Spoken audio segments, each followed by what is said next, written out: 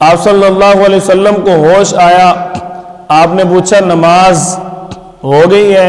حضرت عائشہ رضی اللہ عنہ نے عرض کی یا رسول اللہ صحابہ انتظار میں ہیں، ابھی تک جماعت نہیں ہوئی۔ آپ صلی اللہ علیہ وسلم دوبارہ بے ہوش ہوتے ہیں، آپ کو ہوش آیا، آپ نے فرمایا ابو بکر کو کہو لوگوں کو امام بن کر نماز پڑھا دے۔ آپ صلی اللہ علیہ وسلم کا یہ حکم سیدنا صدیق اکبر رضی اللہ عنہ کو ملا، آپ پہلے سے بھی زیادہ غمگین اور پریشان ہو گئے۔ آج آپ صلی اللہ علیہ وسلم کی بیماری اتنی بڑھ گئی آپ مسجد بھی نہ آ سکے۔ صحابہ کرام کے دل غمگین ہیں، پریشان ہیں، اور سیدنا صدیق اکبر رضی اللہ عنہ نماز پڑھا رہے ہیں۔ آپ صلی اللہ علیہ وسلم کو کچھ تھوڑا سا طبیعت میں افاقہ ہوا، آپ صلی اللہ علیہ وسلم حضرت علی اور حضرت فضل بن عباس رضی اللہ عنہما ان دونوں کے سہارے سے مسجد کی طرف چلتے ہیں۔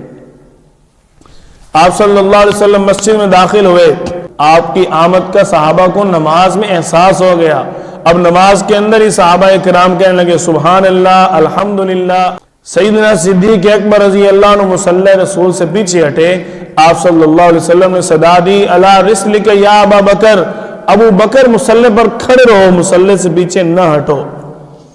لیکن سیدنا صدیق اکبر رضی اللہ عنہ پیچھے ہو جاتے ہیں۔ آپ صلی اللہ علیہ وسلم نے نماز کے بعد فرمایا ابو بکر میں نے کہا تھا مصلی پر کھڑے رہو۔ عرض کرتے ہیں مالک ابن ابی قحافہ یا رسول اللہ، ابو قحافہ کے بیٹے کی کیا ضرورت ہے، آپ کے ہوتے ہوئے مصلی پر کھڑا رہے۔ آپ صلی اللہ علیہ وسلم کو ممبر پر بٹھایا گیا۔ آج آپ ممبر پر نہ چڑھ سکے، ممبر کی آخری سیڑھی پر آپ صلی اللہ علیہ وسلم کو بٹھا دیا گیا۔